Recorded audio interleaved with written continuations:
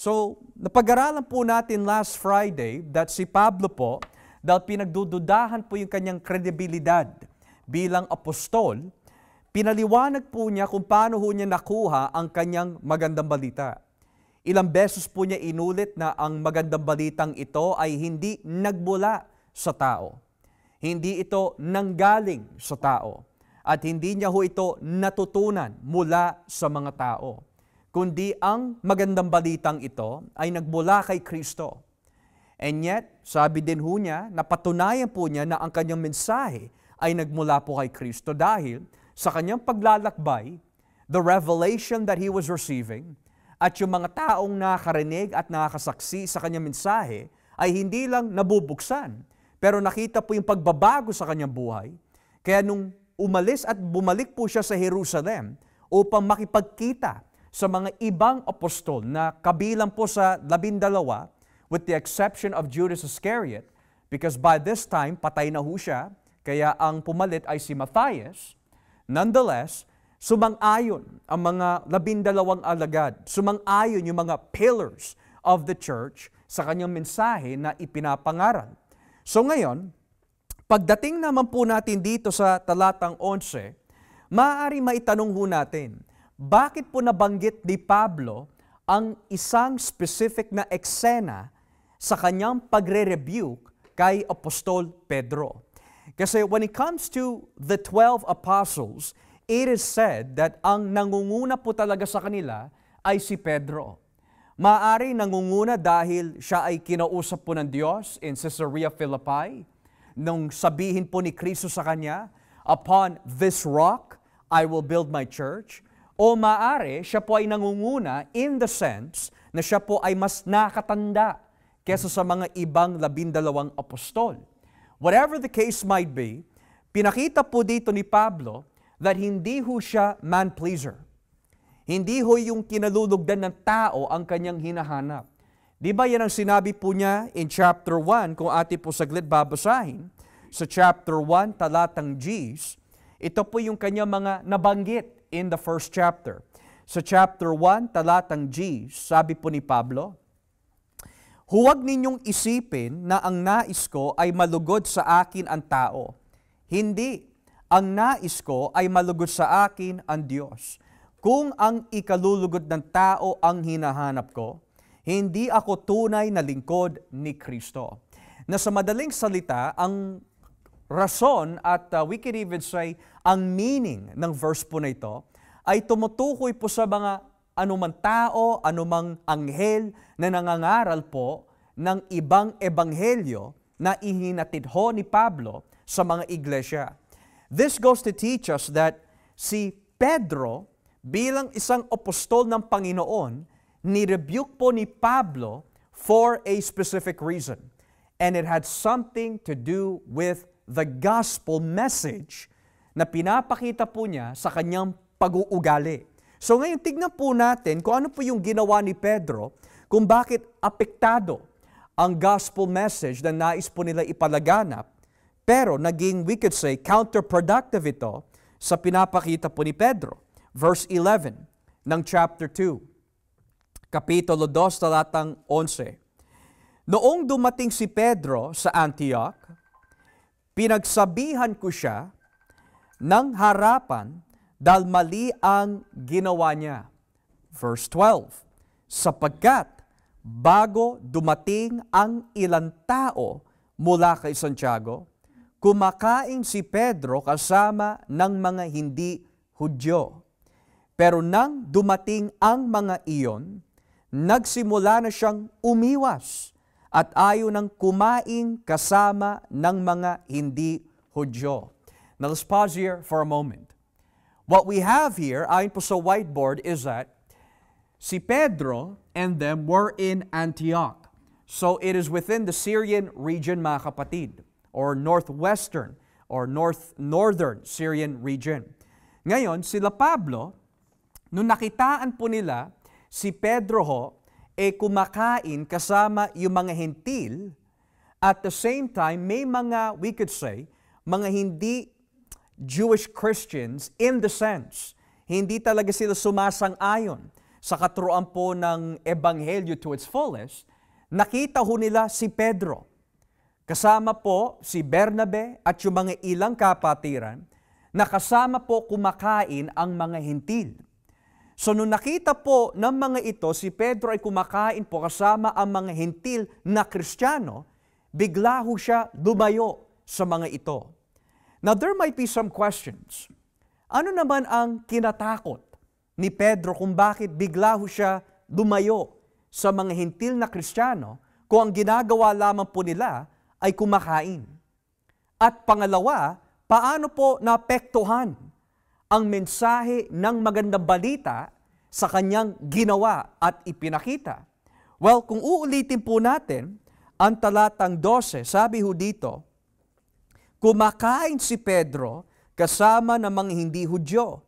Pero nung dumating ang mga iyon, yung mga nanggaling daw kay Santiago, nagsimula na siyang umiwas at ayaw nang kumain kasama ng mga hindi Hudyo.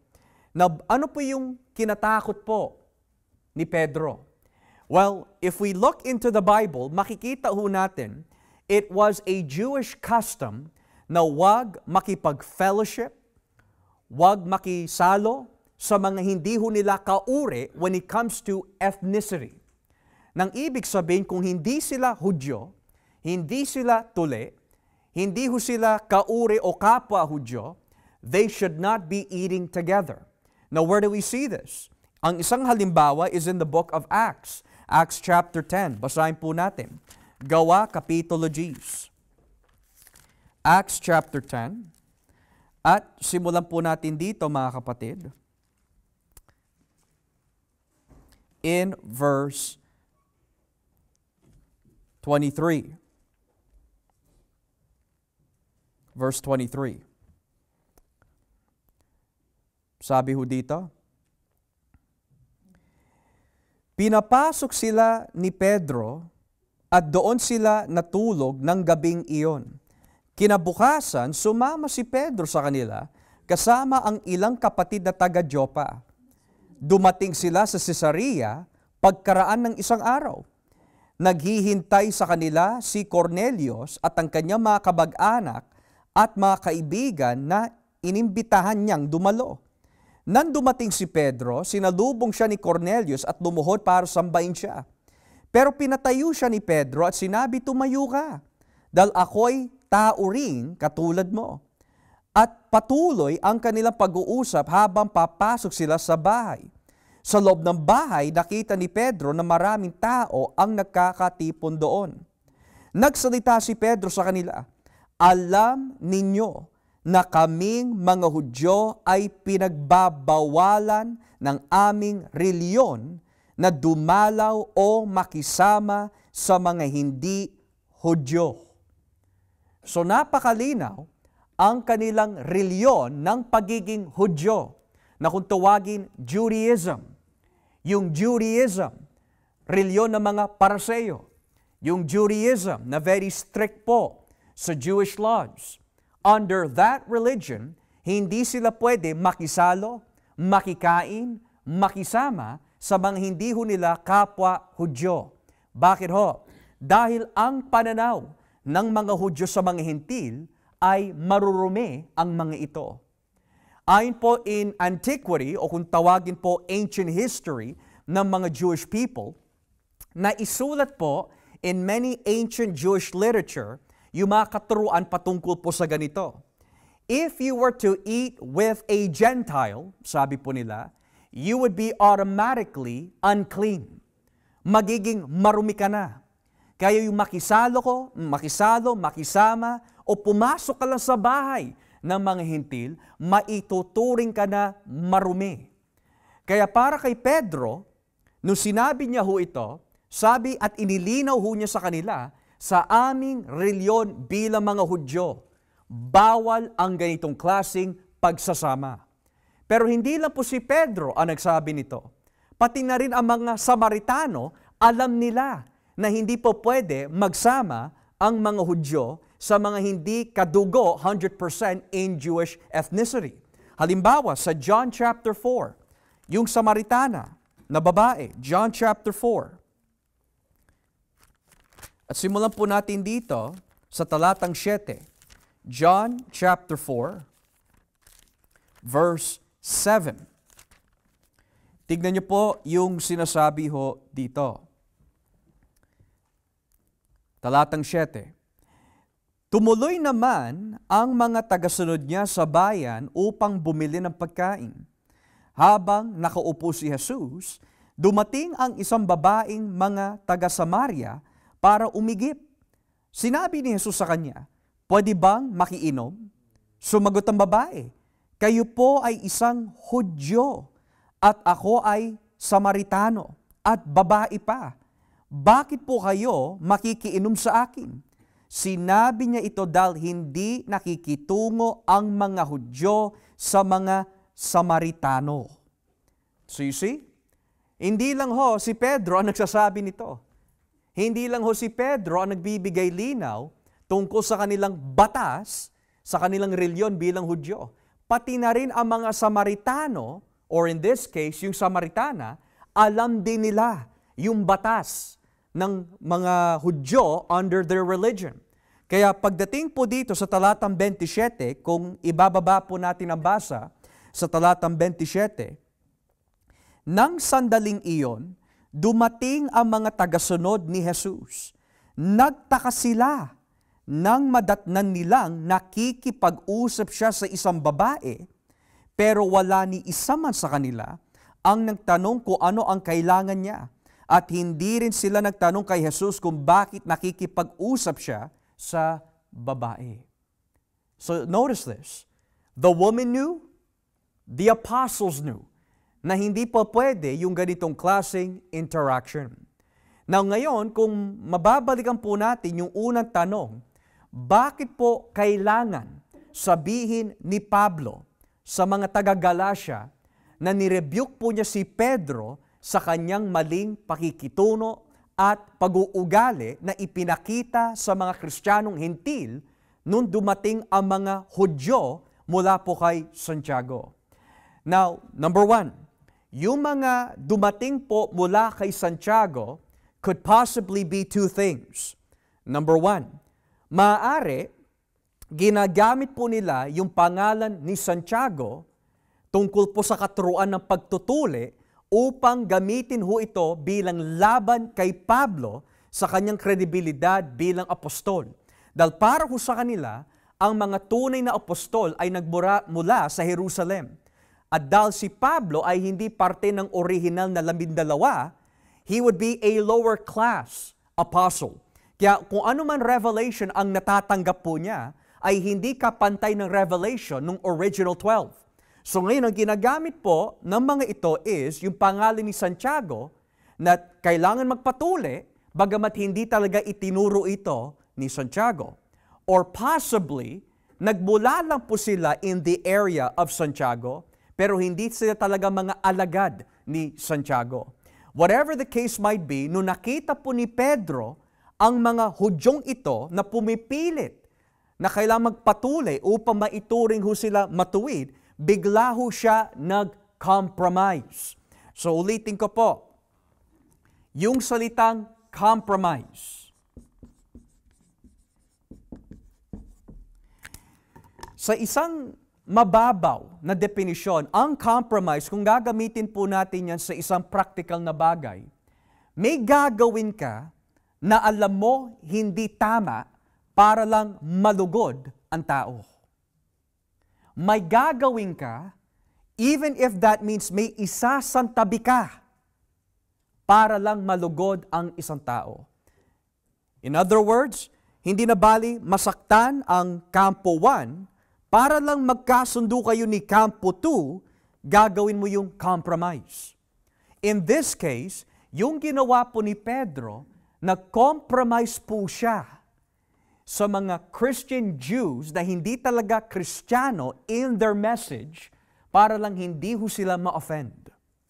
Pero yung price para po sa kanyang compromise, nalugod nga ang mga Hudyo, pero ang nadamay naman yung mga kapwa mananampalataya nila na Hentil. So that is what the compromise was in Galatians chapter 2. So ngayon, the question might be, how does that affect the gospel? Well, it affects the gospel in big ways dahil the gospel involves Jews and Gentiles as part of God's covenant people. Whereas sa Lumang Tipan, ang pag-iisip lamang ng mga Hudyo, sila lang yung community of the covenant. Sila lang ang maliligtas. Sila lang ang binigyan ng mga pangako dahil sila ay nagmula ethnically kay Abraham. Pero nung dumating na po si Jesus, ang pagiging matuwid ay sa pamaraan na po ng pananampalataya kay Jesucristo at hindi na po sa paggawa ho natin ng performance under the law. So then, nung sabihin po ng Biblia that ang mga Hudyo at ang mga Hintil ay pinagsama na sa iisang katawan at yung katawan po na yun ay si Kristo, naging brand new po ito sa kanila. Pero may mga iba na hindi sumasang-ayon. May mga iba na nangangaral, kailangan mo si Jesus, kaya lang, kailangan mo magpatuli upang maituring ka matuwid at pangalawa, maisama ka in the membership of the Christian church. So think about it this way, mga kapatid. Halimbawa lamang ho ito. If CCWC were to ever teach, God forbid, in order for you to be a member of this church, kailangan mo magpatuli. You need to obey all 613 of the Old Testament laws para makasama ka dito. Ilan lang ang makakapasok. Baka nga hindi mapuno ito eh. Baka nga yung pastor, hindi rin siya qualified. Bakit ho? Because, kung yon ang patakaran mga kapatid, then walang nangyari nung namatay si Kristo sa krus. Pero, yung sinasabi ni Pablo, kahit Hudyo man o Hintil, basta yan nagsisi at sumampalataya kay Kristo, sila ay parte na ng covenant community. Sila ay mga anak na ng Diyos. Pero ang ginigit ng mga Hudyong ito, hindi. Hindi sila may tuturing matuwid, hindi sila maliligtas, hindi sila parte ng mga anak ng Diyos, kung hindi sila, we could say, susunod sa patakaran ng mga Hudyo, at hindi rin sila magpapatuli. So, ang ginawa po ni Pedro, ito yung mensahe na kanyang hinatid. Nung dumating yung mga ganong klaseng nagtuturo ng ganon, bigla ho siya umiwas sa mga kapatid niya sa pananampalataya para lang malugod ang mga ito na dumating. So yung mensahe na hinahatid is this. Sa pag-alis po ni Pedro, ang hinatid po niya na mensahe sa mga Hintil na Kristiyano, oy, para hindi ma-offend yung mga yon, magpatuli na rin kayo. Kaya ni-rebuke ho siya ni Pablo. Kaya sinaway ho siya ni Pablo because it's more than just yung napahiya ang mga Hintil, kundi yung mensahe na kanyang hinahatid sa kanyang ipinakita sa mga Hintil. Dahil sa mga Hintil, sa kanilang pag-iisip, kumakain si Pedro, Hudyo ito. Nakikisalo na sa amin. This means, dahil kami sumampalatay kay Kristo, siya rin ay sumampalatay kay Kristo, iisang katawan na kami sa pananampalataya. We are one in the body of Christ. Pero sa pag-iwas po ni Pedro, if you were a Gentile sa panahon na yon, kasama mo na si Pedro. Nakikisalo ka kasama ni Pedro. Pero let's say, dumating si Brother Joel. Halimbawa lang, Hudyo, dumating si Brother Joel, tumayo si Pedro.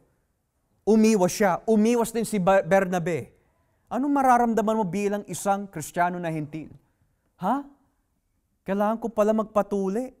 Akala ko sa pananampalataya lang, mapapabilang ako bilang anak ng Diyos. Kailangan ko rin pala magpatuli. Kailangan ko rin pala sumunod sa mga patakaran under the Jewish religion. I thought it was only by faith. Kaya ho sinaway siya ni Pablo. Kaya kung babalikan po natin ang Galatians chapter 2, tignan ho natin yung mga ibang bagay na nangyari. How dangerous is compromising? Galatians chapter 2. Talatang 12. Tignan po natin yung nasa puso ni Pedro. Natakot siya sa maaaring sabihin ng mga Hudyong nagpupumilit na magpatuli ang mga hindi Hudyo para maligtas. The question might be, minsan, ano po ang nagiging ugat kung bakit nagagawa ng mga Kristiyano natin yung action na compromise? Bakit ho natin minsan nagagawa ho ito? Because sabi ng Biblia, natakot si Pedro baka ano ang sabihin ng iba. So bumabalik na naman kung ano yung makalugod sa tao. Kaya ang tao ho ay nagko-compromise is because hindi na bali isang tabi ko yung mensahe ni Kristo.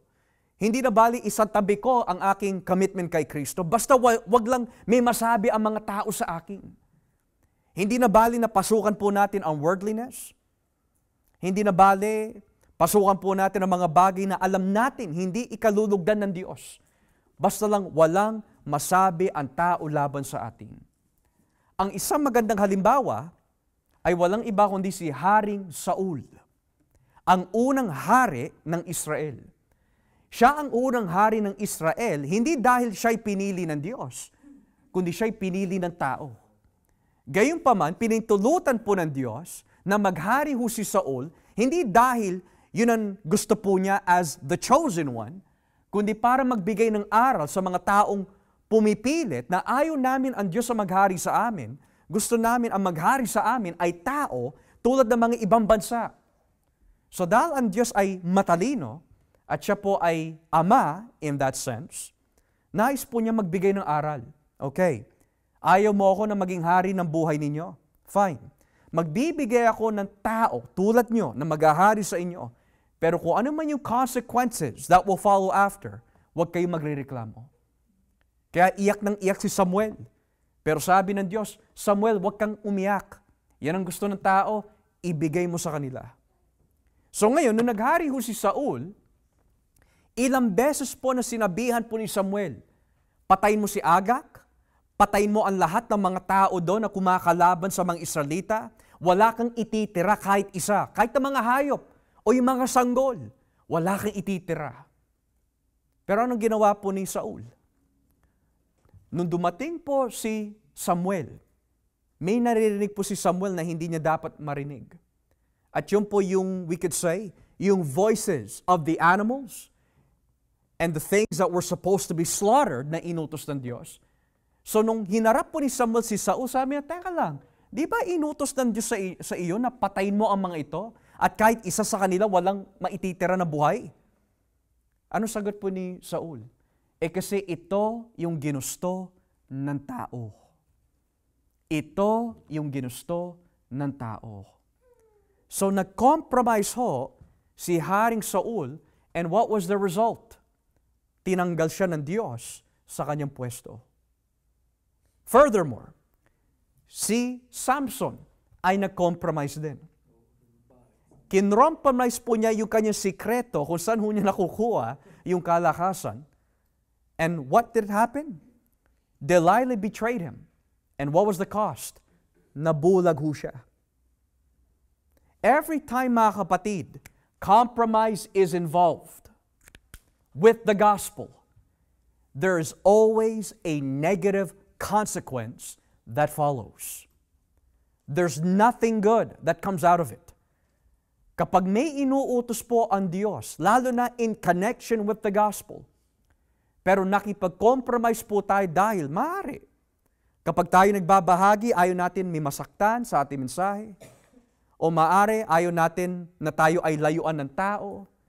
O maaari, ayaw natin na baka matanggal ako sa trabaho kasi ang kausap ko yung boss ko. Nagtanong siya tungkol sa ebanghelyo. Sabi ng Biblia, kung ang ikinalulugod lang ng tao ang hinahanap natin, we've compromised. And if we compromise, ito po ang consequence. Hindi ka lingkod ni Kristo. Pero if we are faithful to the gospel, just like Paul was faithful to the gospel, biro mo, paano ho niya pinakita na siya po ay tapat sa ebanghelyo? ang kauna-unahan na apostol in the sense of rank or age na si Pedro, mataas na ho ang kanyang tungkulin. Kilalang kilala bilang apostol sa Jerusalem, and yet, harap-harapan, pinagsabihan ni Pablo. Now, if you come to think about it, si Pedro ang pinakamatanda.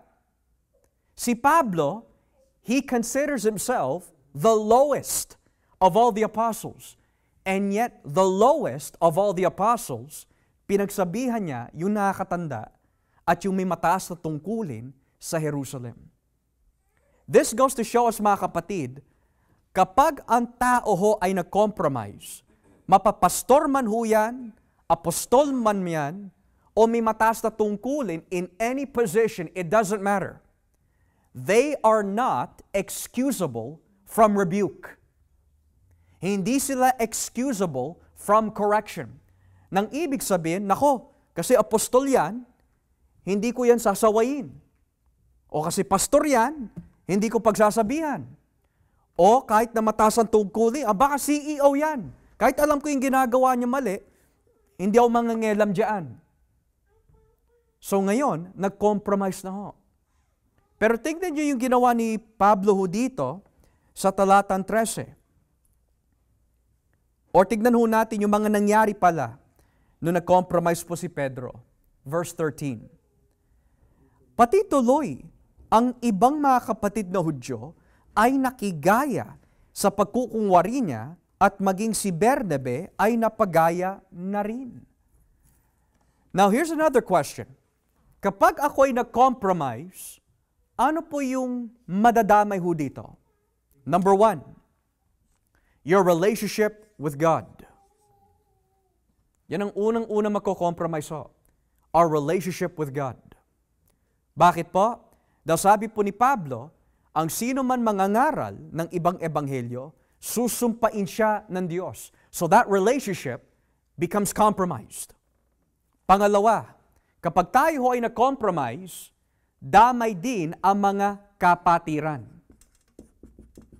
Bakit po kapatiran? Because, sabi ho dito, pati tuloy ang mga ibang mga kapatid na Hudyo ay nakigaya sa pagkukunwari. You know how often naririnig ko po minsan in the church? Pastor, bakit siya? Pwede siya mag-absent. Pwede na rin ako siguro mag-absent.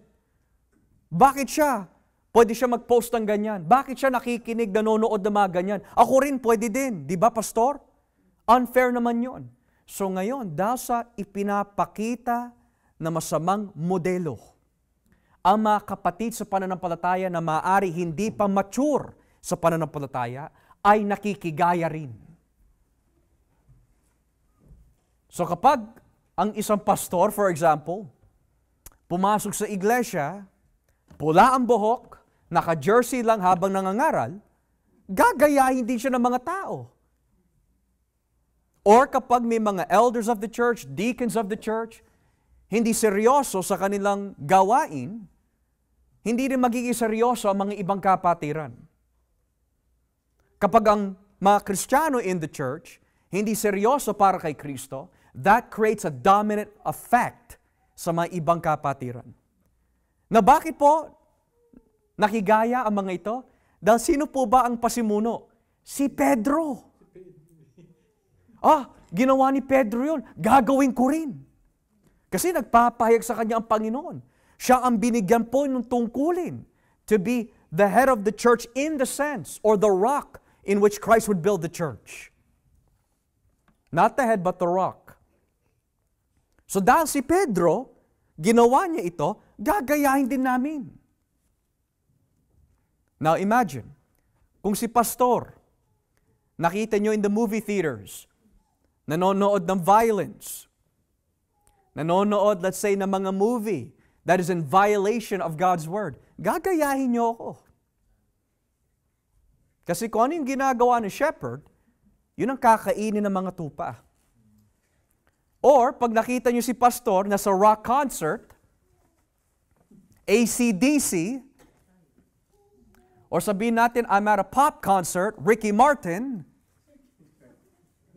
or if sa lumang panahon, Eddie Peregrina, however you want to put it, makikigaya rin ho tayo.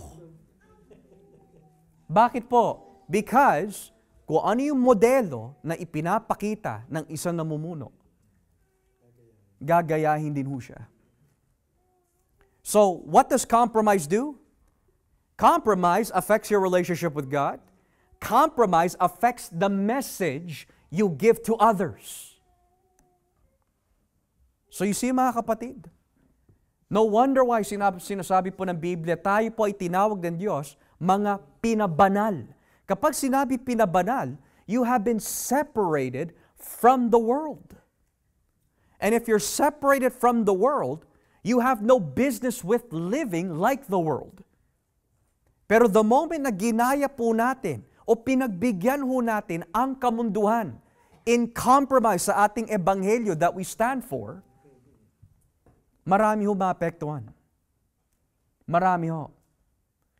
So ngayon, notice the nagagawa po ng kasalanan. It affects you, your walk with God, and other people. We also see this with Adam.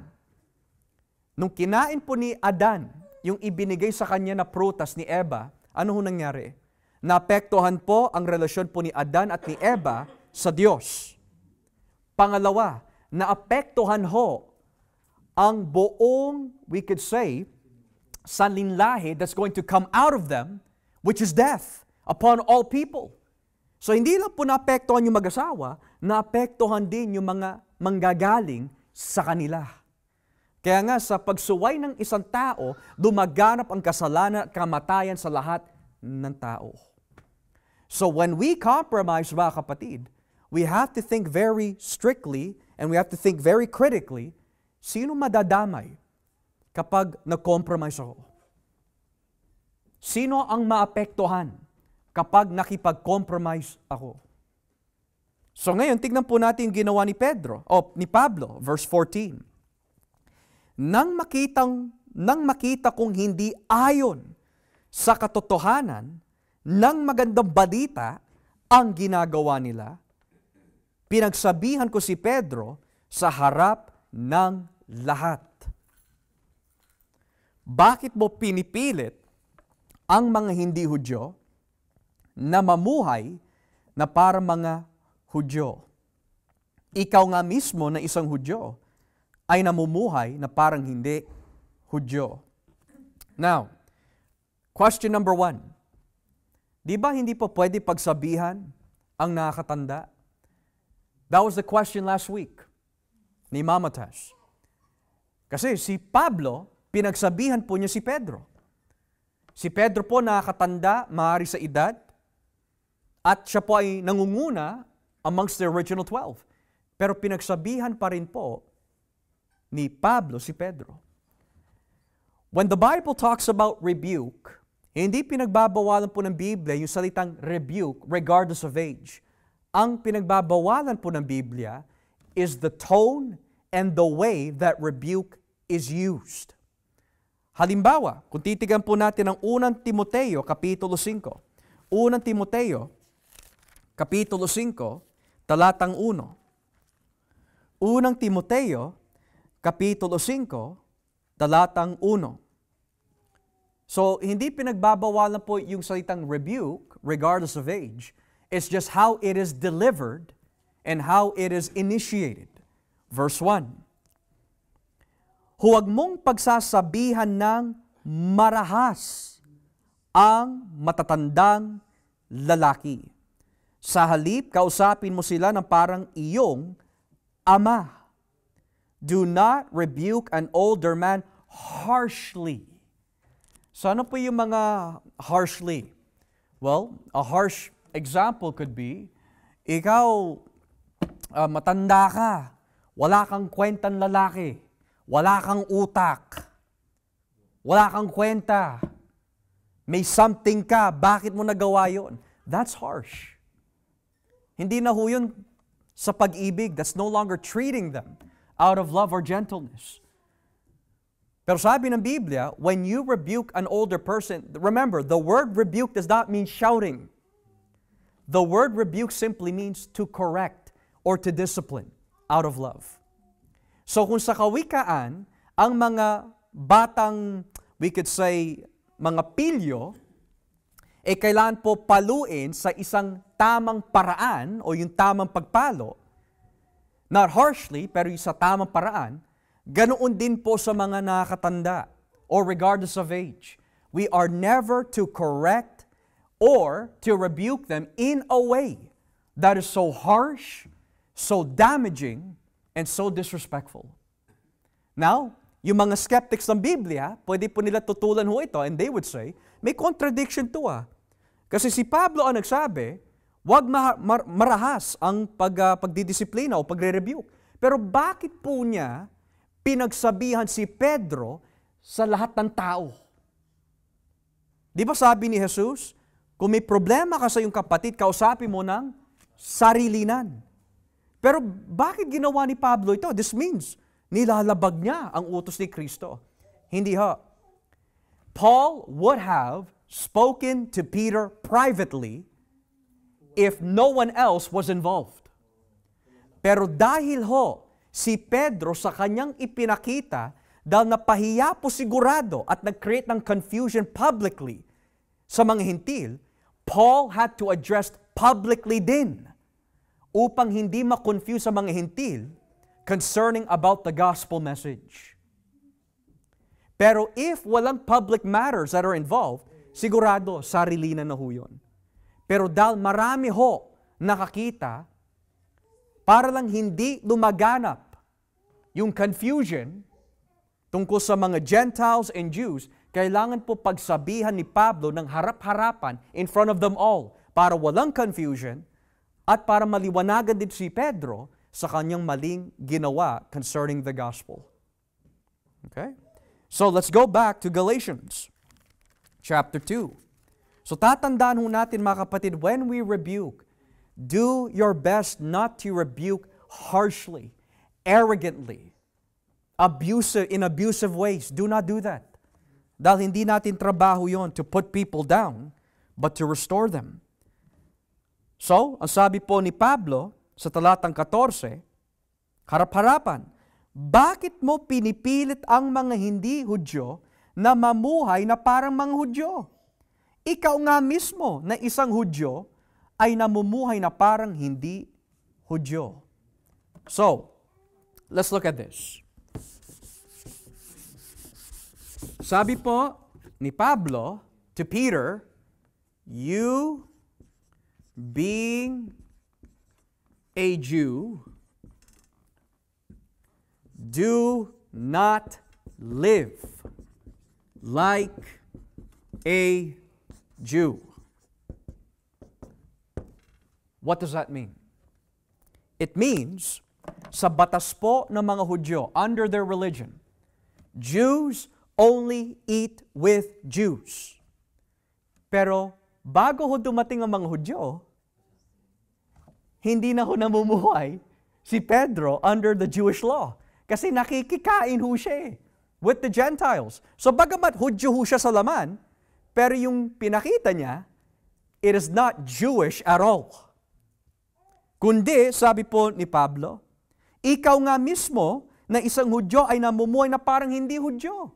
Nang ibig sabihin, dahil kumakain ka na kasama ang mga hintil, hindi mo masasabi, namumuhay ka sa ilalim ng kautusan ng mga Hudyo. So then, what does Paul say? Well, if you go to verse 15, kaming mga ipinanganak na Hudyo ay iba sa mga hindi Hudyo na itinuturing na mga kapwa naming Hudyo na makasalanan. We who are Jews by birth and not sinful Gentiles. Yan ang katwiran po ng ilan. Ang mga Hudyo from birth, matuwid na. Pero yung mga hindi Hudyo, hindi yan malilinis. Marurumi yung mga yan. Pero tignan niyo po sinabi ni Pablo dito sa verse 16. Ngunit, alam namin na ang tao ay itinuturing na matuwid ng Diyos sa pamagitan ng pananampalataya kay Jesucristo at hindi sa pagsunod sa kautusan. Kaya nga, kaming mga Hudyo ay sumampalataya rin kay Kristo Jesus para maituring na matuwid sa pamagitan ng pananampalataya. at hindi dahil sa pagsunod sa kautusan, sapagkat walang sinuman maituturing na matuwid sa pamagitan ng pagsunod sa kautusan. Which means, dahil po si Pedro ay biglang umiwas sa mga ito, in the back of his mind, when he was compromising, ang mensahe na kanyang hinahatid dahil po sa kanyang compromise was this: upang maituring ka matuwid, kailangan mo umiwas sa mga hindi Hudyo, magpatuli upang malugod ang mga Hudyo. Pero sabi ni Pablo, no. Ang tao ay maituturing matuwid hindi dahil nakisalo siya sa mga Hudyo lang. Hindi dahil nagpatuli siya upang malugod ang mga Hudyo, kundi maituturing ang tao matuwid dahil sa kanyang pananampalataya only in Christ. Diyan po apasok yung doktrina na kung tawagin, the doctrine of justification by faith. Now, next Friday, kung lolobin po ng Diyos, pag-aaralan po natin justification by faith. Aalamin po natin yung mga ilang elemento na pinagdedebatehan po ng Christian Church and Roman Catholic Church throughout church history. Ano po ba ang forensic justification? Ano po ba ang justification by imputation? Pag-aaralan po natin ang mga yan. Pero bago ho tayo magtapos po this evening, nakikita ho natin mga kapatid kung gaano ho ka-dangerous ang compromise. It affects your walk with God. It affects you. It affects the people around you. We should never compromise the gospel. Never. Sino po yung mga nag-compromise po sa Ebanghelyo? Judas Iscariote. Paano ho niya kinompromise ang gospel? He betrayed Jesus, who is the gospel. Pangalawa, si Demas. Dahil mahal niya ang mundo, he compromised the gospel by loving the world more than Christ. Furthermore, alam din ho natin that people who compromise the gospel, they are willing to betray the gospel. Natatandaan ko po yung kapatid ho natin, si Dr. James Coates. Mapapanood nyo rin po yun mga kapatid very, very soon on Let's Ask a Theologian. Pero sa kanyang testimony, he said that ang Diyos po ay nanatiling tapat sa kanilang ministeryo during the pandemic. Because when they were meeting up for the sake of the gospel, kahit pinagbabawalan po ng gobyerno, may mga tao sa loob po ng kanilang iglesia na lumitaw ang tunay na kulay. Na sila lang dapat ang nakakaalam kung saan sila magtitipon. Pero biglang nalaman ng gobyerno kung saan sila nagtitipon. May mga nasa loob na nag-aanyong tupa na hindi pala tupa that betrayed the gospel because of their compromise with the world. So ngayon nakikita ho natin, when we compromise, it affects your walk with God, it affects the people around you. Tsaka yung mensahe na hinahatid ho nito sa labas, hindi na maibabalik. Kaya napaka-importante that we are to stand firm in the faith, mga kapatid. Kapag bumalik na naman ang pandemic, to which may rumor na naman in 2025, may babalik na naman. And in our news today, there is a virus somewhere in the Middle East na kumakalat. At biglang sinabi po ng gobyerno, hindi kayo pwede magtipon. And we already know, mga kapatid, according to the stats, it's not lining up. Turok after turok that has not been tested for many, many years. Para lang to stop the church from meeting and spreading the gospel. Will we compromise our faith? Hindi ko pinagsasabi dito yung pagturok. Ang pinagsasabi ko po dito, o sinasabi ko rather, is yung inuutos sa atin ng Diyos. Kapag sinabi ng gobyerno, hindi kayo pwede magtipo, pero sinabi ng Diyos, magtipon kayo for my name's sake. O kapag sinabi ng gobyerno, hindi ka pwede mangaral, pero sinabi ng Diyos, preach the word in season and out of season. Will we compromise? Will we compromise?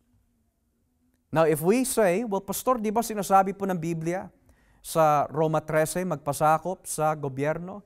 Di ba sinabi sa unang Pedro 2:8 na magpasakop sa pamahalaan? Yes, sa mga bagay na makabuti sa atin. At ang konteksto ng mga yon ay tumutukoy po sa pagbabayad ng buwis.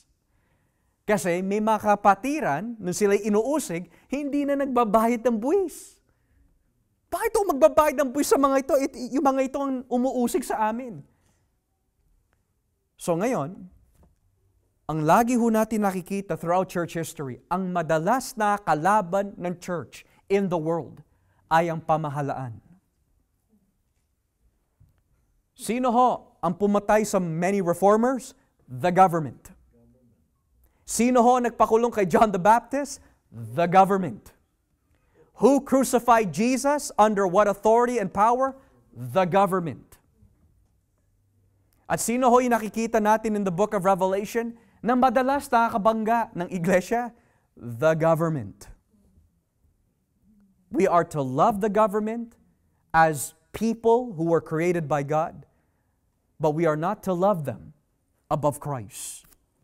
We are to pray for them, pero hindi sila ang ulo ng iglesia. Si Kristo ang ulo ng iglesia. Na bakit ko po sinasabi ito, mga kapatid? Because ito ang buhay ng isang Kristiyano. He that endures to the very end, the same shall be saved. Yan ang price that we must pay for serving Christ. Surrendering your life temporal for that which is eternal. Yan ang presyo. Now, Pastor, ano naman kinalaman nun kay Pedro? Kung sa maliit na bagay na gawa ho ni Pedro na gawin yun, how much more sa mga major na bagay when testing comes? Now, of course, we know in 1 and 2 Peter that Peter learned his lesson. We know that. Pero pinapakita lang ho sa atin ng Biblia, kahit ang isang apostol, pwede siya mag-compromise kung hindi siya nag-iingat. Ganon din dapat tayo, mga kapatid. Kung alam mo, may madadamay sa iyong commitment kay Kristo, your walk with Christ, your time with Christ, your preaching for Christ. Don't compromise your faith. I remember, as we close, may mga binabahagyan po kami noon. 2 instances. It may be funny, but it's true. We were sharing to mga homosexuals. Sabi nila, when we were evangelizing, makikinig kami sa inyo, but you have to take off your shirt. Oh yeah. Yung pangalawa naman, makikinig kami sa iyo, but you have to take several shots. How about for us, mga kapatid? Anong gagawin ho natin? Pumunta ka sa church ko, kahit alam ko kulto ito, pumunta ka sa amin, Iglesia ni Cristo, and then after pumunta ka, pupunta rin kami sa inyo. Hayaan mo muna ako bilang isang saksi ni Jehovah na mangaral sa loob ng bahay mo tungkol sa aking ebanghelyo, and then hahayaan kita mangaral sa amin. Are you willing to compromise? What fellowship has darkness with light? Ang sabi ng Biblia, if I came to be a man-pleaser, hindi ako lingkod ni Kristo. That's the price when you compromise. So nawa po, mga kapatid, sa ating pag-aaral dito po sa talatang 11 hanggang 14, and we touched upon verse 15 and 16, nawa po meron po tayo natutunan sa ating pag-aaral ng salita po ng Diyos. So nais ko po buksan ang ating question and answer floor sa mga may mga katanungan tungkol po sa ating paksa na pinag-aralan o tinalakay, or possibly other topics about the Bible in general. May mga katanungan po ba tayo, mga kapatid? Any questions? Pastor, yung mga nabanggit na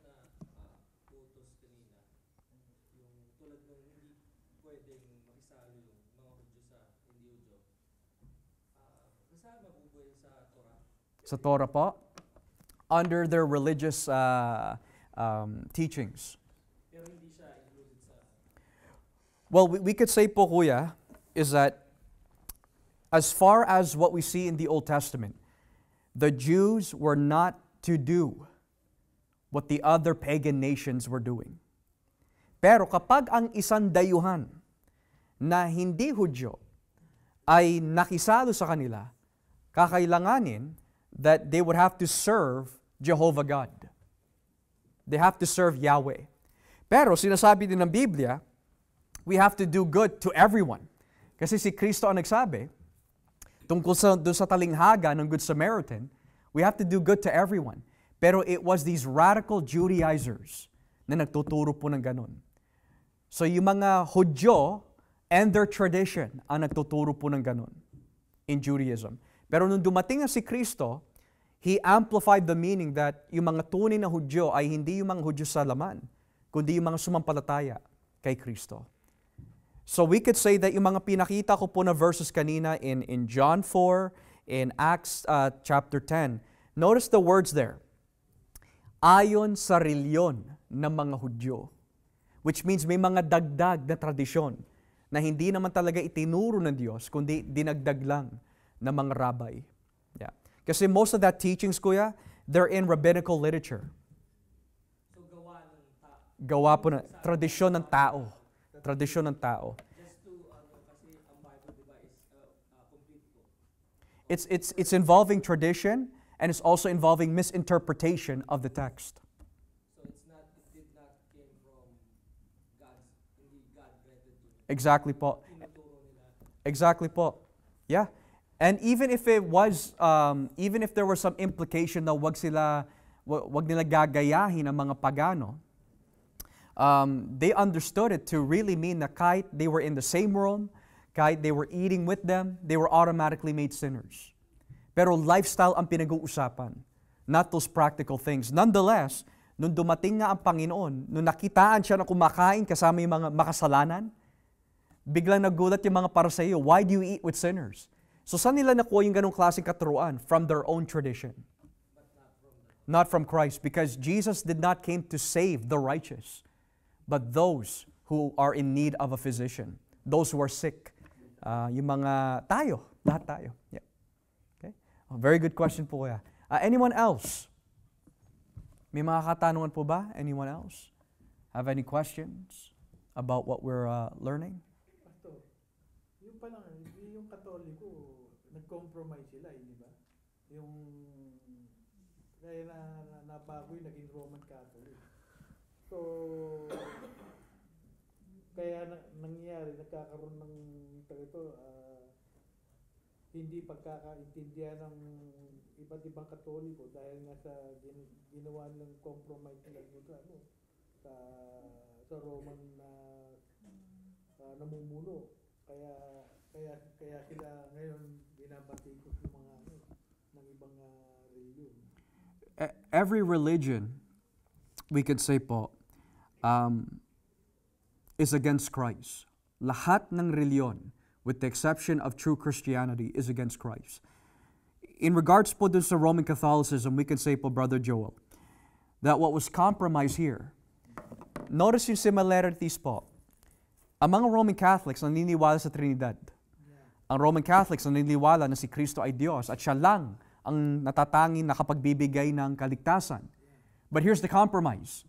Kailangan mo si Maria, kailangan mo justification by faith with works, and you need the Pope. So we could say that ang compromise can also come in the form po, may binabawasan ka o may dinadagdag ka para lang mag-work sa ating pananaw o sa ibang tao. Kaya yun na nga nangyayari. Kaya hindi mabuo talaga yung talagang tunay na Katoliko dahil sa ginawa ng compromise. Kaya God willing po next Friday, kung lolobin po ng Panginoon, after we find out yung meaning of the text, aalamin din po natin yung history na naging pananaw po ng mga tao tungkol sa justification. Okay? Very good question po. Very good. Talking about the system of the world, katulad dito, lahat tayo hindi natin maiwasan yung manood ng mga bagay na walang kinalaman sa karya ng Panginoon. So, masasabi natin, compromise pa rin yun. So, anong dapat natin gawin para, katulad yan, kahit namang Kristiyano, patago, nakakapanood sila ng mga bagay na hindi nalalaman ng iba. Hindi naman natin may tatago yun.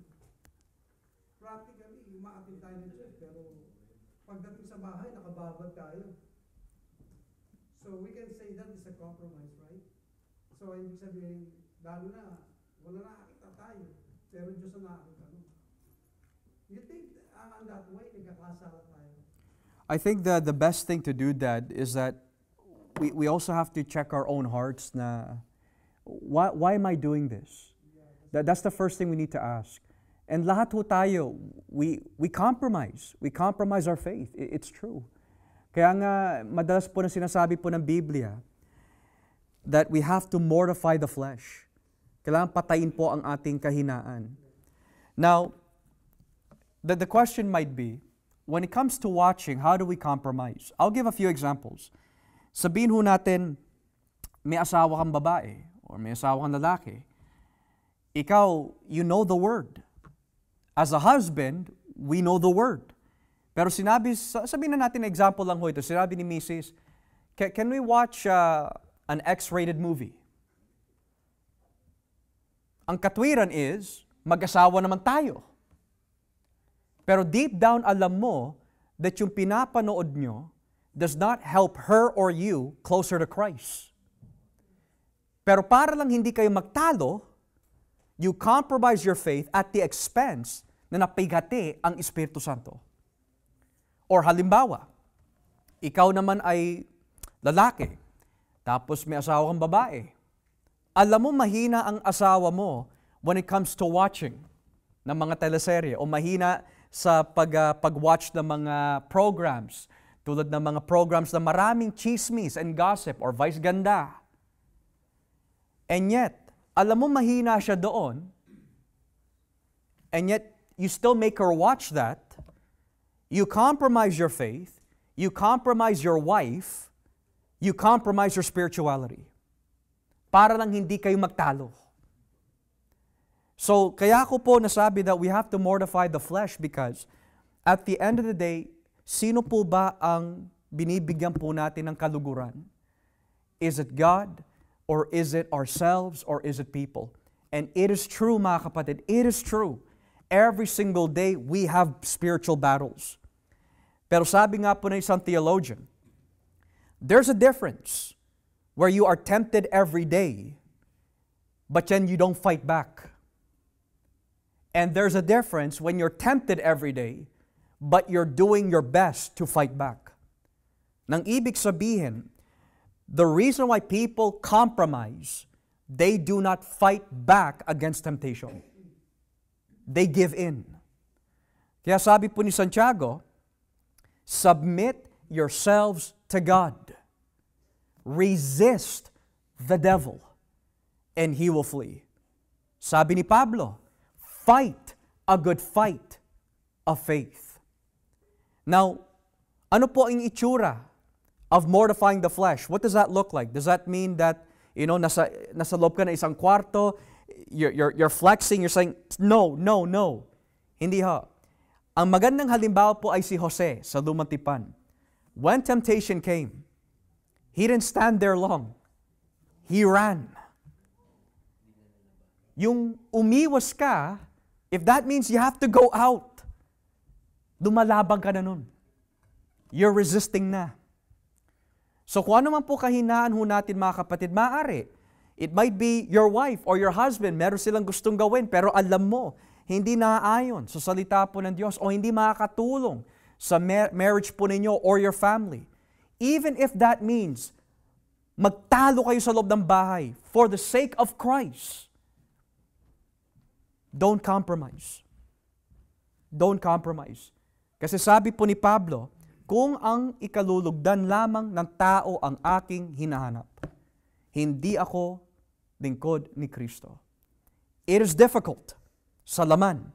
Pero sabi ng Biblia, kung tayo po ay magtitiwala sa Espiritu Santo, tutulungan niya po tayo. He will give us the grace. So every day our faith is compromised only if we give in.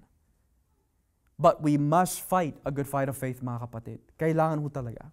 Kailangan. Brother June. Ano yung sinasabi ni Pablo, Pastor, yung ayaw kong gawin, ginagawa ko. Sorry, ha? Yung ayaw kong gawin, ginagawa ko, pero yung gusto kong gawin, hindi ko magawa. Yeah. It's most likely the sin of covetousness. Sakim. It might also be, Brother June, that yung covetousness na binabanggit po doon na kahinaan ni Pablo is to reach a certain position and ambition that no longer glorifies God. Kaya po niya nasabi po sa Pilipos, ang mga bagay na ito na kanyang nakamtan, itinuring na ho niya basura in comparison to Christ. Because nung siya'y para sa iyo, nais po niya abutin ang lahat ng bagay in that scheme na akala niya yun ay sapat na. It would give him pleasure. Yun ang naging covetousness po niya na kahinaan. Trying to reach something na hindi niya maabot. Yeah. So that's how I understand yung Romans 7. Yeah. Okay. Anyone else po have questions? Ano po yung ibig sabihin ng godly grief which leads to salvation versus worldly grief Ah. produces death? Yeah. So yun sa 2 Corinthians 7. Yeah. So that's referring more to there is a grief that's worldly na hindi para sa Diyos. Halimbawa po, yung batang mayaman in Matthew chapter 19. Nung sinabi po sa kanya ng Panginoon, ipamigay mo ang lahat ng kayamanan mo to the poor and follow me. Nalungkot po yung mayaman. Pero hindi siya nalungkot dahil na-realize niya na makasalanan siya. Kundi nalungkot siya kasi hindi niya kayang isurrender yung kayamanan dito sa mundo. So that's worldly grief. A good example din po, Brother Ray, is may mga nakausap po kami dati. When we were talking about the doctrine of repentance, bigla ho sila nalungkot when we said that kailangan mo isuko ang pagsusugal mo. Nalulungkot sila. Pero hindi sila nalulungkot dahil kasalanan nyo, kundi nalulungkot sila kasi yun ang kasiyahan nila. So that's worldly grief. Another worldly grief, I see Judas Iscariote. Nung nakita niya na pinako si Kristo, nalungkot din ho siya, nagsisi din ho siya, pero ang pagsisisi, hindi sa Diyos, kundi sa kanyang sarili. Nagsisi ho siya because he felt bad for what he did, but he did not feel bad in realizing that he is a sinner before a holy God. So there's that. Now yung kalungkutan naman po, that is godly, na kung tawagin ng 2 Corinthians 7, is this. May kalungkutan ka because you realize makasalanan ka. May kalungkutan ka that you realize nilabag mo ang utos ng Diyos. May kalungkutan ka because you realize hindi mo kaya iligtas ang iyong sarili. At hindi mo kayang baguhin ang iyong sarili. And you realize kung gaano ka karumi sa harapan ng Panginoon. So, once you have that kalungkutan and you say, Panginoon, humihingi po ng tawad sa lahat na nagawa kong kasalanan sa iyo, na may kalungkutan, yan yung godly sorrow na binabanggit po ng Biblia. A realization of your wretchedness, a realization of you defiling yourself in the sight of a holy God, and your sorrow of knowing that you cannot save yourself, but only Christ. Kaya nga sabi ni Kristo po sa Matthew chapter 5, Blessed are the poor in spirit, for they shall receive the kingdom of God. Blessed are they that mourn, etc., etc. What does that mean? Blessed are the poor in spirit means they are spiritually bankrupt when it comes to righteousness. Wala silang righteousness in themselves. So once you realize that and you're running to Christ, mapalad ka. Pangalawa, blessed are they who mourn. That's godly sorrow. It means yung mourning na yun is you mourn over your sins, you mourn knowing that you cannot save yourself, You're mourning before a holy God na, Lord, save me. Kaya nasabi din ni Kristo doon, mapalad ang mga tao na gutom at uhaw for righteousness' sake. Ano yung righteousness that they're hungry for? What is that righteousness they're thirsty for? It's the righteousness of Christ. Kaya sabi ho doon, for they shall be filled. With what? With the righteousness of Christ. So, at the end po, Kuya Ray, worldly grief is repentance to self, but not repentance to God. It could even be sorrow that I have to give this up, but you're not doing it for Christ. Godly grief, you see your wretchedness, you see your inability to save yourself, kaya ka lumalapit kay Kristo. One can save you, a repentance that saves, and a repentance that condemns. Yung worldly repentance, that will condemn you. Yung godly repentance, that will save you. Okay? Very good question po. Anyone else have any questions? Any questions po? Related, unrelated? Going once? Going twice? Okay. Well, if there's no more questions po mga kapatid, tayo po ay magbigay po ng doxology sa ating Panginoon.